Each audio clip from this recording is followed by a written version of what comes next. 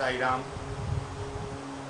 મને બાબાના દર્શન થયા પછી મુલાકાત થઈ તે વખતે અને અંધેરીમાં વોલેન્ટિયર બનવાથી જે અનુભવ થયા તે પછી એક વસ્તુ રહેતી જ હતી મને કે મારે પુટ્ટપરદી જવું અને મારી આ ઈચ્છા પણ બાપાએ પૂરી કરી અને હું પુટ્ટપરદી ગયો.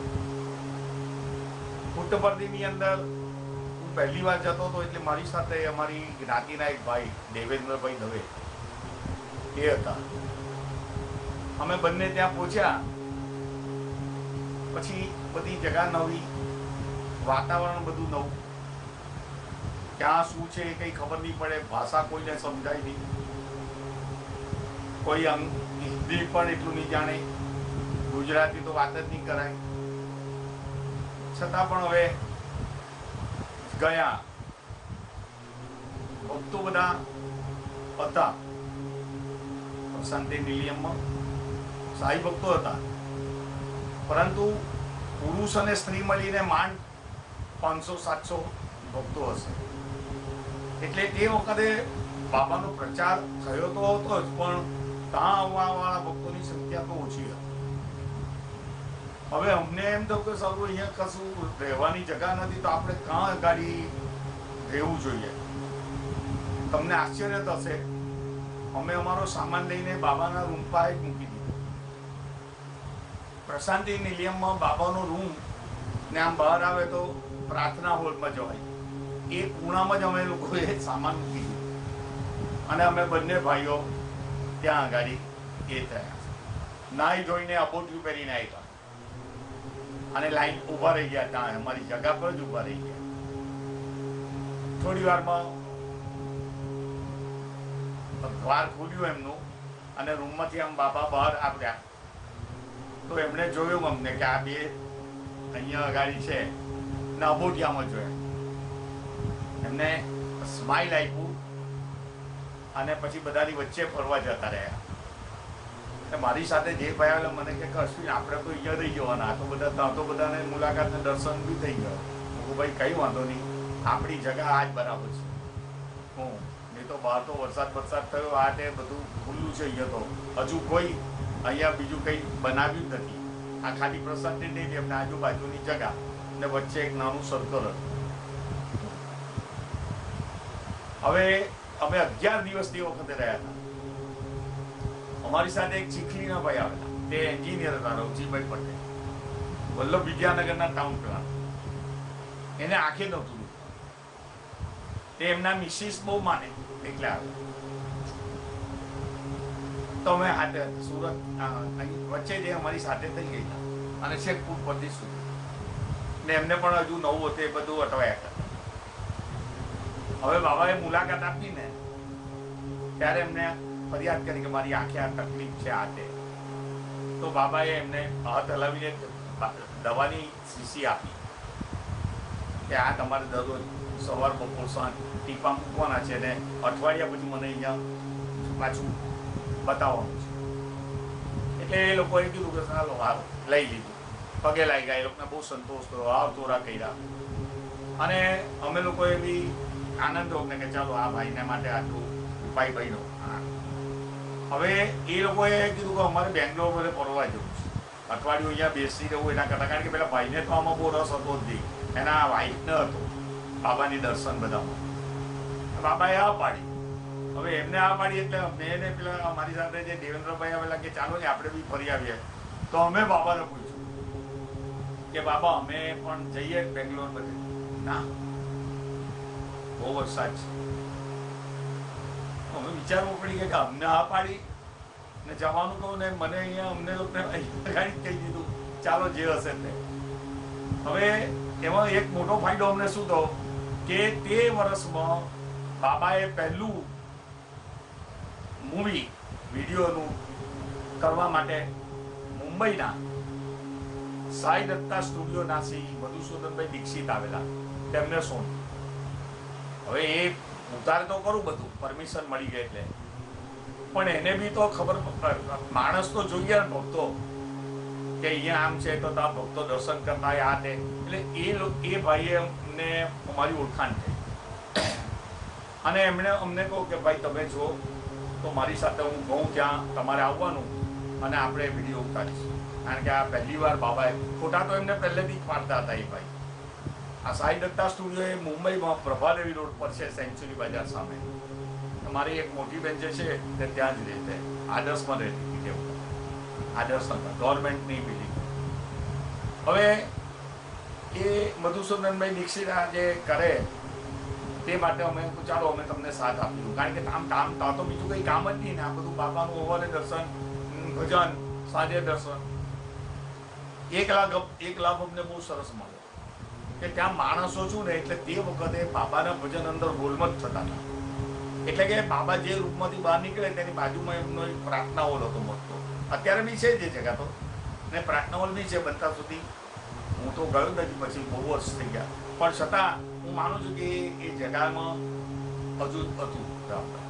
તો તે વખતે ત્યાં ભજન થતા હતા અને અમે લોકો ભજનમાં ભાગ લઈએ. ને અમે એવું નક્કી જ કરેલું, મેં ને એ ભાઈએ દેવેન્દ્રભાઈ, કે આપણે છે ને જેવું ખુલે કે બે જ જવાનું અંદર અહીંયા જ છીએ ને, આપણે તો તરત નંબર લાગી જાય. એટલે અમે લોકો અંદર જઈને, રાજા રેડ્ડી એક હતા ભજન કરતા હતા, બહુ સુંદર ભજન ગાય ને, એક બીજા બે ત્રણ તબલાવાળા ને આ તે બધા એ લોકો જે બે ને એની પાછળ સીધો નંબર લઈ લીધો. એટલે આમ આપણી અમે બાબા જોતા હોય આ વાત બધું સંભળાય.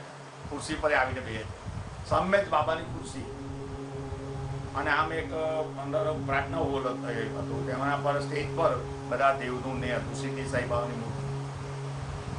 એ વખત અમને એ 11 દિવસ 9 કે 11 દિવસ રહ્યા તે દરમિયાન સવાર સાંજ આ રીતનો અમને ભજનનો પણ લાભ મળ્યો. અને મેં તો પરમિશન લઈ લીધેલી, આપણો સ્વભાવ જરા પુશિંગ નેચર આવવા બધા, એટલે રાજા રેડ્ડીને જ પૂછી લીધેલું કે તમને વાંધો નહીં હોય તો અમે તમને જીવવામાં મદદ કરીશું. તેને આ પાડેલી, એટલે આપણે એમાં લાગી પડેલા.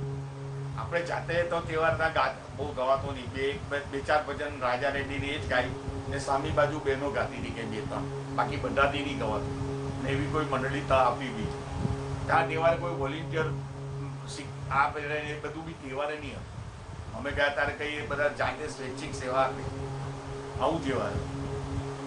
અને એ પછી અમે બપોરે નીકળીએ કે એક દાડો ઝરણા પર ગયા, બાબાએ જે મીઠું ઝરણું ઉપર કરેલું, એક તુલસીવનમાં ગયા, વૃંદાવન, પાછળ હોસ્પિટલમાં ગયા, આ બધું ચિત્રાવતી કિનારા પર ગયા, આમ ટેકરી પર કલ્પવૃક્ષ હતો ત્યાં ગયા, આમ બાબાના પ્રશાંતિ નિલયમ, પછી આગળ જતા સત્યભામાના મંદિર એ બાજુ ગયા, આમ પુટ્ટવર્તી ગામમાં ગયા અને ત્યાંના પણ જે એમના ઘર આ તે બધું એ પેલા ફિલ્મ ઉતારી તે બધામાં અમે હતા. તો આ રીતે અમને આ લાભ એક બહુ મોટો તે વખતે મળી ગયો કે બાબાનું પહેલું વિડીયો શૂટિંગ ત્યાં પેલા કર્યું મધુસૂદન દીક્ષિત, ત્યારે અમને એમાં આ સહકાર આપવા માટે એક ચાન્સ મળ્યો. તો આ વસ્તુ થઈ. અને તમને જાણીને આશ્ચર્ય થશે કે પેલા લોકો અઠવાડિયા પછી આવ્યા બેંગ્લોર બધે ફરીને. એ લોકોએ વાત કરતા અમને કહ્યું કે મને આંખે હવે દેખાવામાં આવ્યું છે રવજીભાઈ, અને એમને કહું કે ખરેખર હવે હું બાબાને માનું છું, ભગવાન છે અને બધાનું આમ સારું કરી શકે છે. અને એટલું કહું કે તમે નહીં માનો, અમે ગયેલા ફરવા બધે પણ અમારાથી બહાર જ નહીં નીકળ્યા. હોટલમાં જ અમારે રહેવું પડ્યું છે. અઠવાડિયા સુધી અમે હોટલમાં જ રહ્યા છીએ, એટલો વરસાદ. હું વાત કરું તો કા અમને બાબા અહીંયા કહું કે વરસાદ છે ત્યાં નહીં જવાનું, તો અમે નહીં આવ્યા. તો કે એમની ઈચ્છા શું હોય કે હું ત્યાં રહું ને આવી રીતે અંદરનો અંદર, તો પેલું આંખમાં ટીપા નાખ્યા કરું ને હલકું કામ ચાલ્યા કરું. એ વાત કરી તમારી. એટલે બાબા આ અમુક પ્રકારની લીલા આવી રીતે ગોઠવે કે ભક્તને કદાચ એમ બી લાગે કે સારું હું પરમિશન લઈને ગયો પણ મને વરસાદમાં ફરવાનું નહીં મળ્યું, પણ હકીકતમાં એનું આ કારણ ત્યાં. અને બાબાને હશે જ કહી કે એ સારું દર્શન કરું, આ કરું તે કરું, દવા પડી નિયમિત એના આંખમાં નહીં પણ મૂકતા. તો આ એક દ્રશ્ય મળ્યું. અને એવો એક કિસ્સો પહેલા જ જે વખતે હું પુટ્ટવર્તી ગયો તેમાં મારા સાથે મારા એમને પણ દેવેન્દ્રભાઈને પણ આ લાભ મળ્યો. અને એક જરાક વધારાની વાત કરી શકું તો એક ભાઈએ એવું ડોપણ કરેલું કે અમારું સામાન ઉચકીને વચ્ચે કોઈ ઝડપાય મૂકે. અને અમે આવીને જો અમે પરવારીને આવ્યા તો અમારો સામાન જ નહીં હતો, કારણ કે આમ તેમ ફાંફા મારતા એક જ્યારે કહો ભાઈ તમારો સામાન પેલા એક ભાઈ ઉંચકીને પેલા ઝાડ નીચે મૂક્યું. કેમ તો કે એ નહીં કોઈ બાબાના રૂમ પાસે કે આવી રીતે થોડું તમારે નથી રહેવાય. તો ભાઈ તારે મને હું ખબર કે નહીં રહેવાય, એટલે હું તો અમે તો રહ્યા. હવે તમે કહો છો તમે તે ઝાડ નીચે રહીએ. અમે આમ ઝાડ નીચેથી દર્શન કરતા હતા બાબાના. તો બાબાએ જો કે આ લોકો અહીંયા નથી ત્યાં પહોંચ્યા છે, તે પેલા એક ભાઈને બોલાવ્યા કે આ લોકોને ત્યાં કેમ ચાલ્યા ગયા? તો કે એ તો પેલા ભાઈએ સામાન લઈને ત્યાં મૂક્યો કે એમને અહીંયા બોલાવ્યો.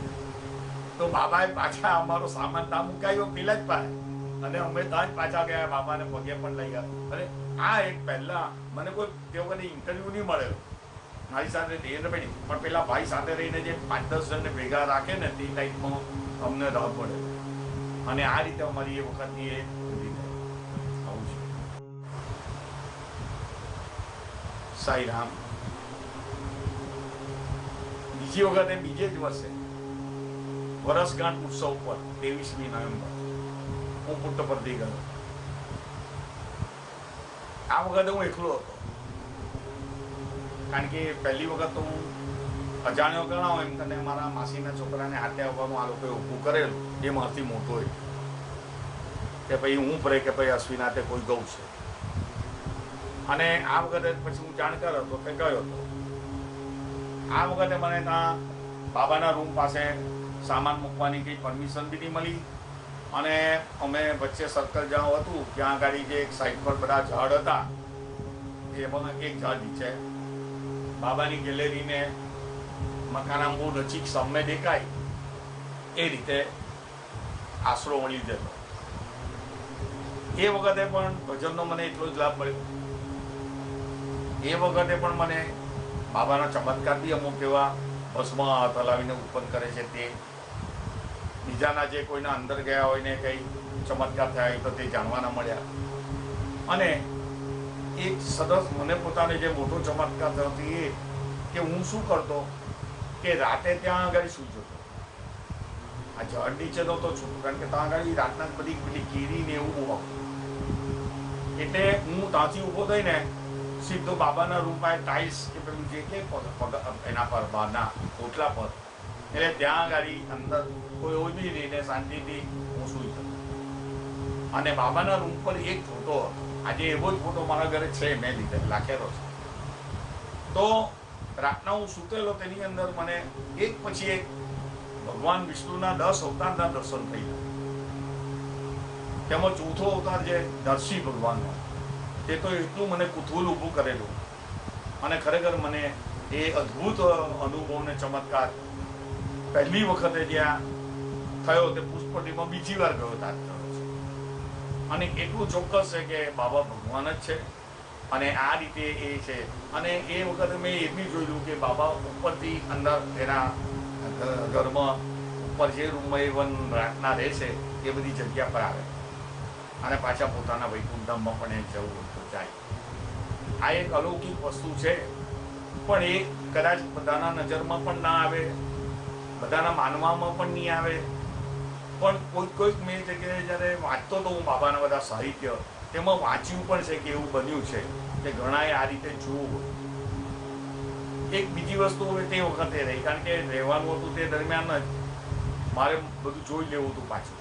એટલે હું કલ્પવૃક્ષ પર પણ ગયો, ચિત્રાવતીમાં નાહવા પણ ગયો.